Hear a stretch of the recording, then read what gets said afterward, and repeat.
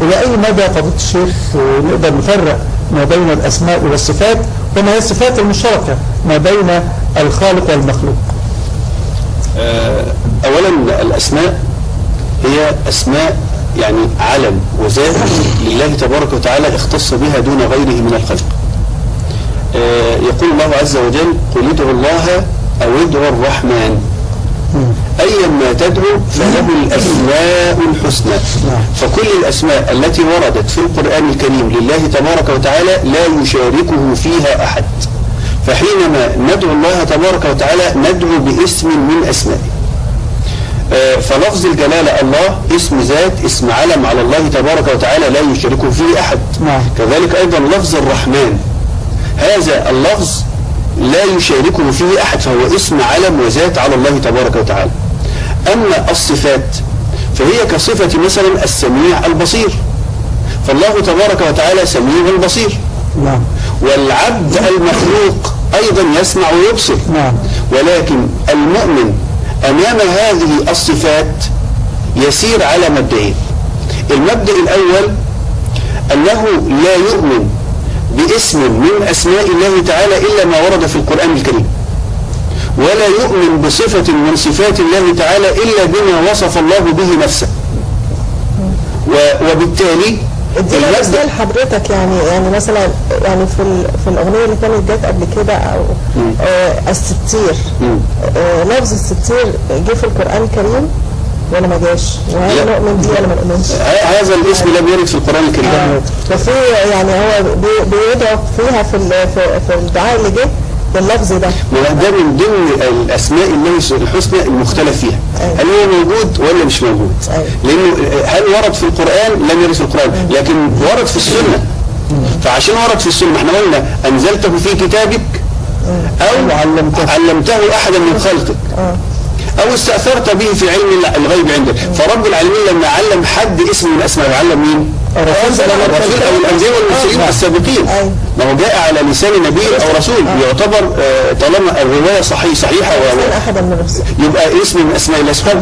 طالما صفاء قالت الستير، هل هناك فرق بين الستير والستار ولا الاسم واحد؟ هو قال لك الستير بيختص بها الله عز وجل لأنه كثير الستر ودائم الستر، لكن الستار الذي يستر لمرة واحدة ولا يستر في الأخرى. فقال لك إن هذا خاص بالله سبحانه وتعالى. هي فيها يعني خلافات حتى بتعتمد على اللغة، وكل واحد بيجي بدل يعني فيها شيء من التكثير الكثرة. نعم، اللي هو الدوام، لأنه الستر عند الله تبارك وتعالى ستر قوة وستر علم، لأنه يستر وهو يعلم أنه يستر، يعني يستر بذاته سبحانه وتعالى، لا يستر عن طريق غيره. وهنا بقى ندخل في المبدأ الثاني اللي المؤمنين لابد منهم يسيروا عليه، إن أي صفة من صفات الله تبارك وتعالى التي يشترك فيها مع غيره من المخلوقات لا يشبهه أبدا. يعني نقول أن الله تعالى سميع، وأقول أنا سميع، لكن سمعي ليس كسمع الله. الله تبارك وتعالى بصير وأنت بصير، لكن بصرك ليس كبصر الله. ولذلك السلف رضوان الله عليهم اعترفوا لله تبارك وتعالى بأنه استوى على العرش، بأن الله تبارك وتعالى له يد، بأن الله تبارك وتعالى ينزل إلى سماء الدنيا في كل ليلة ويقول هلا من مستغفر، هلا من داع، هلا هلا هلا. ويقولون بأن الله تبارك وتعالى يجيء يوم القيامة لفصل الخطاب. كل هذا يؤمن به السلف، لكن مع إيمانهم بهذا يقولون بأن الله تبارك وتعالى استوى استواء يليق بذاته سبحانه وتعالى، لا يشبه استواء الملك على كرسيه. لله تبارك وتعالى يد، ولكن ليست كأيدينا، لكن له يد تتفق مع ذاته سبحانه وتعالى. ومن هنا لابد للمؤمن أن يعلم القولة المأثورة: الاستواء معلوم والكيف مجهول والسؤال عنه بدعة. يبقى هم بياخدوا النص من القرآن الكريم، علمنا سمعنا وأطعنا، لكن إزاي وكيف وأشبه، فالسلف والمؤمن الحقيقي هو الذي ينزه الله تبارك وتعالى عن شبه المخلوقات. وده بدليلين: دليل عقلي ودليل شرعي. الدليل العقلي أن الله تبارك وتعالى هو الصانع وهو الخالق للمادة. فإذا كان الله تبارك وتعالى له يد وخلق المادة وجعل لها يد، هل يعقل أن الصانع سبحانه وتعالى الذي ليس بمادة يده تشبه يد المادة؟ إذن يستحيل عقلا أن تكون المادة شبيهة بالخالق سبحانه وتعالى، وبالتالي لله يد ولكن ليست كأيدينا. المبدأ الثاني ان احنا يجب علينا واحنا بنشبه واحنا بنصف الله سبحانه وتعالى بوصف من اوصافه ولا نشبه، نستند الى الشرع. الدليل الثاني كقول الله تبارك وتعالى قل هو الله احد الله الصمد لم يلد ولم يولد ولم يكن له كفوا احد، وقوله تعالى ليس كمثله شيء وهو السميع البصير. يبقى ليس كمثل الله تبارك وتعالى نظير ولا ند ولا مثيل. فضيلة الشيخ، يمكن في اسم من أسماء الله الحسنى أو الاسم الأعظم زي ما بيقال اللي يدعو به ربنا سبحانه وتعالى يستجب له دعاء. نقدر نقول هذا الاسم الأعظم يعني نقدر نستشفه من خلال الأسماء الحسنى 99 ولا هو اسم احنا ما نعرفوش ولا ايه؟ ربنا استأثر بيه عنه. ورد في الحديث عن النبي صلى الله عليه وسلم الاسم الأعظم لله تبارك وتعالى، وأشار إلى أنه الحي القيوم. الله لا إله إلا هو الحي القيوم. النبي أشار أن هذه الآية فيها اسم الله الأعظم الذي إذا دعي به أجاب وإذا سئل به أعطى. الله لا إله إلا هو الحي القيوم. عشان كده الرسول صلى الله عليه وسلم كان يقول يا حي يا قيوم. ولذلك كلمة الحي، أنا حي لكن حياتي ليست ذاتية، مش مني، مش بتاعتي، وحياتي منقطعة، يعني لابد أن يعتريها موت. لكن الله تبارك وتعالى الحي حياة ذاتية لا يعتريها الموت، فهي حياة أبدية. الحي الذي لا شيء قبله والحي الذي لا يموت ولا شيء بعده. فحياة الله تبارك وتعالى ليست كحياة المخلوقين، وبالتالي الحي الذي يملك الحياة ويملك الموت. وهو ده برضو اسم الملك. الملك ملك حقيقي، ملك لا يحتاج فيه إلى غيره، ملك يستغني به عن جميع المخلوقات، وملك دائم يعني ملك ذاتي وليس منقطع، على عكس من يملك من المخلوقين. مهما ملك الإنسان في هذه الحياة الدنيا فملكه ناقص، لأنه يحتاج إلى غيره. ده الملك بيحتاج إلى الخادم بتاعه، ده الملك بيحتاج إلى من يأتيه بطعام وشراب. الملك هذا الملك سيزول. لمن الملك اليوم؟ لله الواحد. طب إذا فضلت شيخ، هل هناك آثار نفسية تعود على الإنسان عندما يلجأ إلى هذه الأسماء ويدعو الله تبارك وتعالى بها؟ لماذا قال الله تبارك وتعالى قل ادعوا الله أو ادعوا الرحمن؟ حينما يستشعر الإنسان بالضيق، بالهم، بالغم، بالفقر، بالحاجة، بالظلم من العباد، حينما تستشعر أي شيء من هذه الأشياء وتقول يا رب، يا الله، يا حي يا قيوم، يا رحمن، تستشعر أن هذه الحياة ستنتهي ولا يبقى إلا الله، وتعلم أن الله تبارك وتعالى من أسمائه الحكم العدل الذي لا يظلم أبدا، الذي سيأتي لك بحقك، الذي يمنحك القوة بعد الضعف، الذي يمنحك الغنى بعد الفقر، الذي يمنحك كل ما تتمنى، ولكن عليك أن تدعو بأسماء الله الحسنى. فضيلة الشيخ، يمكن أنا سمعت معلومة مش عارفة هي حديث ولا مجرد معلومة، إن لو الإنسان دعا ربنا يا أرحم الراحمين يا الله 3 مرات فإن الله يستجيب له دعاء. الكلام ده مظبوط ولا يقول النبي صلى الله عليه وسلم ما من مسلم يدعو الله عز وجل بدعوة ليس فيها إثم ولا قطيعة رحم إلا أعطاه الله بها إحدى 3 خصال: إما أن يعجل له دعوته، وإما أن يدخرها له في الآخرة، وإما أن يصرف عنه من السوء بمثلها. قالوا إذا نكثر يا رسول الله، قيل إن عمر هو اللي قال الكلام ده، إذا نكثر يا رسول الله من الدعاء؟ قال صلى الله عليه وسلم الله أكثر. ده بالنسبة للي بيدعو دعاء مجرد، فما بالنا بقى باللي بيسبق دعاء يا حي يا قيوم. الحي القيوم ده كلمة القيوم أي القائم على أمر السماء والأرض.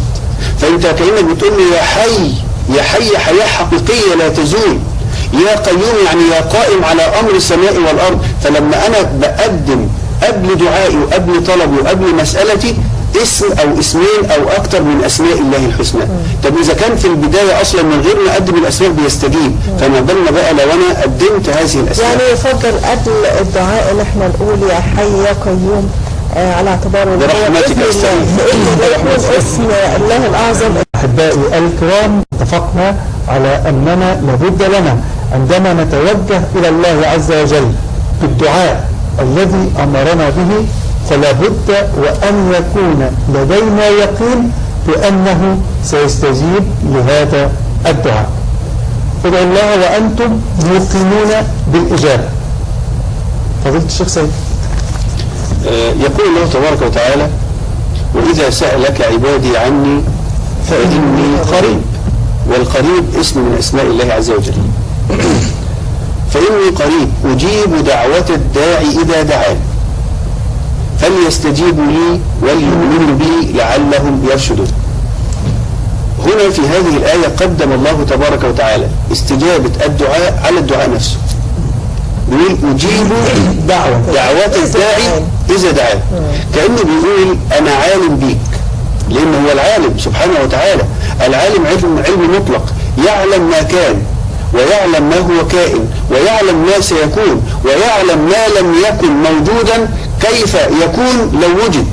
فهو علم مطلق سبحانه وتعالى، عشان كده هو مجهز لك طلبك، هو عارف انت هتطلب ايه. يعني فضيلة الشيخ بعض الناس مثلا يقولوا يا رب انت يعني اغنى عالم بحالي واغنى عن سؤالي، يعني من غير ما اقول انا عايزه ايه انت عارف انا طلبي ايه. فهل ده يعني ممكن صيغه دعاء؟ ممكن. انا مش عارف اعبر عن اللي جوايا. يا رب انت عالم انا عايز ايه، انا عندي في ضيقه ماليه ومش عاوز اطلب من الله مال ولا رزق، اقول له انت عالم بحالي وغني عن سؤالي يا رب. اقول كفايه اقول يا رب، هو عارف انا عاوز ايه. وعشان كده بيقول ايه اجيب دعوات الداعي. بس ما عليك الا انك انت تدعي تقول يا رب، فعليك ان انت تقول يا رب. بس شروط الاجابه يا فضيله الشيخ اليقين. عشان كده فليستجيبوا لي. ومن ضمن إجابة الدعاء إن أنت تبقى على يقين من أن الله تعالى سيعطيك. نعم. أنت تعرف حضرتك يا أستاذ عادل والمدام وصفاء، لو أنا دعيت وأنا عندي شك، لو أنا بدعي كده وبجرب أشوف هيديني ولا لا، لا يبقى ده مفيش يقين. ده أنا بدعي وأنا متيقن إن رب العالمين سبحانه وتعالى سيستجيب هذا الدعاء. واليقين هو الثقة في الله عز وجل. لابد أن أكون على ثقة من وعد الله تبارك وتعالى، لأنه هو الذي قال وقال ربكم ادعوني أستجب لكم. وفي الآية دي علي بن أبي طالب بيقول كلام جميل جدا ورائع. بيقول إيه؟ ما كان الله تعالى ليفتح باب الدعاء ويغلق باب الإجابة وهو القائل وقال ربكم ادعوني أستجب لكم. إزاي ما يستجيبش ليك وهو اللي قال لك ادعيني؟ عشان كده بنقول إيه؟ إزاي وعدك بالإجابة ويتشديك؟ عشان كده بنقول اللهم إنا ندعوك كما أمرتنا استجب لنا كما وعدتنا. نعم الله يفتح عليك. إذا وقال ربكم ادعوني أستجب لكم، ما كان الله ليفتح باب الدعاء ويغلق باب الإجابة، وما كان الله تعالى ليفتح باب الشكر ويغلق باب المزيد وهو القائل لئن شكرتم لأزيدنكم، وما كان الله تعالى ليفتح باب التوبة ويغلق باب المغفرة وهو القائل ومن يعمل سوءا أو يظلم نفسه ثم يستغفر الله يجد الله غفورا رحيما. دي روعة، وده برضه كلها في أسماء الله الحسنى. فأنا لو قدمت بقى اسم من أسماء الله الحسنى قبل دعائي على يقين أن الله تبارك وتعالى سيقبل هذا الدعاء. بعض أسماء الله الحسنى ذكرت في القرآن وذكرت في القرآن الكريم على سبيل الإكثار، زي مثلا غفور، غفار، وهكذا في بعض الأسماء. يعني نقول يعني ده بيدل على إن مش ربنا غفور للإنسان اللي بيخطئ مرة، ده غفار لكل الذنوب أيا كان حجمها وأيا كان عددها، ولا دي صيغ مبالغة للاسم نفسه. يعني ليها مدلول لينا احنا برضو على اساس ان احنا يعني ايه نبقى على طول مقبلين على ربنا وما نيأس من روح الله، ولو اي حد اخطأ او ارتكب ذنب يرجع ويتوب وهيلاقي ربنا غفار. حضرتك سألتي وجاوبتي. يجب علي ان انا لما استشعر كلمة الغفور ولما استشعر كلمة الغفار واني لغفار لمن تاب وآمن، لما اني استشعر هذه الالفاظ بصيغة المبالغة، رب العالمين يقول ايه؟ يعني انت لو ارتكبت ذنب وتبت هتوب عليك، ولو عدت تاني وارتكبت ذنب هتوب عليك، ولو عملت الذنب ما ان العبد لا يفعل الذنب ويتوب ايتوب الله عليه. ده احد الصحابه بيسال النبي قال نعم. الصحابي قال ويفعل الذنب ويتوب ايتوب الله عليه، قال نعم. الراجل قال ثالث مره ويفعل الذنب ويتوب ايتوب الله عليه. النبي صلى الله عليه وسلم حس ان الراجل هيدل يساله بقى السؤال ده، فقال له ايه؟ ان الله لا يمل حتى تملوا. لا يمل من مغفره الذنب اذا تبت، حتى تمل انت من الذنب وما تعملوش. فإذا ولو كانت ذنوبك بعدد الرمال، ولو بلغت عنان السماء، ولو كانت كزبد البحر، مهما بلغت الذنوب، قل يا عبادي الذين أسرفوا على أنفسهم لا تقنطوا من رحمة الله. المؤمن لا يقنط من رحمة الله أبدا، إنه لا ييأس من روح الله إلا القوم الكافرون. الكافر هو اللي بييأس. عشان كده الشيطان يجي لعبد، انت عملت ده، انت مصيبتك مصيبه، ده انت لا كنت بتصلي ولا انت عايز تدخل الجنه، لا لا خلاص بقى. ما هو انا لو حسيت ان انا عملت ذنب وربنا مش هيتوب عليا، يبقى ايه لازمه؟ شفنا عمرو بن العاص لما يجي يبايع النبي صلى الله عليه وسلم على الاسلام، يجي يمد ايده والنبي مد ايده راح ساحب ايده، بيقول له امدد يدك لابايعك يا رسول الله. فلما النبي مد ايده راح ساحب ايده، قال له ما لك يا عمرو؟ قال اشترط يا رسول الله. ماذا تشترط يا عمرو؟ قال ان يغفر لي. ما انا لو دخلت الاسلام وانا معايا البلاوي المتشابهه اللي انا شايلها دي، ايه لازمتها؟ ان يغفر لي. قال له اما علمت ان الاسلام يهدم ما قبله، وان الهجره تهدم ما قبلها، وان الحج يهدم ما قبله، مع انه بيساله بس على الاسلام، لكن حب يديله ايه؟ الفايده. طب الشيخ يمكن حضرتك ذكرت حاجه على سريعا كده، وربما الساده المشاهدين دايما بتؤرقهم او يؤرقهم هذا الموضوع، وهو انسان مثلا يرتكب ذنب دلوقتي وبعد شويه العصر ادى فعايز يقوم يصلي، بعدين يقول له انت جاي تصلي بعد ما عملت بتاع زي قلته، فيقوم يتكاسل. انا اعلم ان هذا شيطان يتدخل، فهل ده بيأثر عليه؟ ممكن الذنب يأثر على حسنة رغم إن الحسنات يزيدن السيئات. هل تريد ما يزيل ذلك؟ العلم والحزم. ما هو أنا لو عالم خلاص إن الشيطان مش هيعرف يضحك عليا. هو ليه الشيطان بيعرف يضحك عليا؟ أنا غلطت وعملت ذنب. لما غلطت وعملت ذنب لو أنا جاهل الشيطان هنا يسألني أنت عايز تروح تصلي؟ لا خلاص يبقى من الصلاة. لكن اسمع بقى حديث النبي صلى الله عليه وسلم: الصلوات الخمس والجمعة إلى الجمعة ورمضان إلى رمضان مكفرات لما بينهن إذا اجتنبت الكبائر. يعني تلقائي من غير أنت ما تستغفر، حضرتك من غير ما تستغفر عملت ذنب وجيت صليت هيتشال. لما تيجي تصلي الصلاة الثانية ما بينهما هيتشال. شفت كده الكمبيوتر لما بيدلك لوحده، لما انت تديله البرنامج بيدلك لوحده، هو كده. فضيلة الشيخ يمكن في انا مش عارفه برضه ده حديث ولا يعني ان من لم تنهاه صلاته عن الفحشاء والمنكر فلا صلاة له. البعض ممكن ياخد هو حديث؟ لا هو حديث ضعيف. حديث ضعيف. هو حديث ضعيف والبعض ممكن يستند اليه. طب انت عملت الذنب ده، طب يبقى صلاتك مش نافعه. لو انت صلاتك كانت نافعه يبقى مش هترتكب الذنب ده، فبالتالي الشيطان يعني يوسوس للانسان، فبالتالي يبعد عن الصلاه، يبعد على اساس ان هو كده مش بياخد اجرها. فرايك ايه بقى في كلمه فلا صلاه له؟ دي اتكلم فيها العلماء. لان احنا عندنا الاساس ان الصلاه تنهى عن الفحشاء والمنكر. خلاص انا هصلي يبقى مفترض فيا ان انا ابتعد عن الفحش والمنكرات. طب انا بقى لو وقعت في شيء من هذا، الحديث بقى اللي هو الضعيف اللي بيقول ايه: من لم تنهه صلاته عن الفحشاء والمنكر فلا صلاة له، اي فلا اجر له من صلاته، اي فلا صلاة كاملة له. زي قال لا صلاة الفرض بيسقط عن الفرض، وزي ما النبي قال لا صلاة لجار المسجد الا في المسجد، اي لا صلاة كاملة لداره. لا يؤمن احدكم حتى يبقى لا يؤمن ايمان كامل، لكن هو مؤمن. فكلمه لا صلاه او لا ايمان ده بينفي عنه كمال الاجر او كمال الايمان، سواء في الصلاه. هل في حته الصلاه، معلش احنا هنبعد عن اسماء الله الحسنى لفتره بسيطه، هل ان الواحد يشرب بذهنه في اثناء الصلاه ده برضه يضيع اجر الصلاه؟ ولا المفترض في المؤمن أن يؤدي الصلاة في خشوع وخضوع لله رب العالمين ويأتيها بتمامها وكمالها، وأن يستشعر عظمة الله عز وجل. احيانا بتبقى في مؤثرات خارجيه، هو يعني داخل وناوي الخشوع، سمع اصوات بره غير ما لكن حينما يدخل الانسان الشيطان، تفتكر يعني الواحد لو وضع من معصيه الشيطان هيجيله؟ ما خلاص، ما هو انتهى منه خلاص. لكن امتى الشيطان بيجي؟ في وقت الطاعه. الخناس الوسواس، مش كده؟ هو انت بيوسوس وانت بيخنس. يوسوس لما يلاقيك في طاعه يبدا ايه؟ يشتغل. لكن يخنس لما يلاقيك واقع في المعصيه خلاص سايبك بقى. فهو ساعه ما الانسان بيدخل الصلاه الشيطان بيحاول يخرجه منها، بيختلس شيء منها. عشان كده انا بحاول بقدر الامكان استحضر عظمه الله تبارك وتعالى، لكن لو وقعت في هذا امر لا حرج. فضيلة الشيخ سيد، يمكن احنا هندعوك في حلقه قادمه ان شاء الله نتحدث عن التوبه وكيف نعود الى الله عز وجل بعد ارتكاب المعاصي. احبائي الكرام، نشكر باسمكم فضيله الشيخ سيد الهادي مدير اداره اوقاف الزقازيق، واشوفكم على خير في الحلقه القادمه ان شاء الله. شكرا لحضرتك فضيلة الشيخ، ونشكركم اعزائي المشاهدين، وحتى نلتقي وحلقه جديده وبرنامج الامم الاخلاق.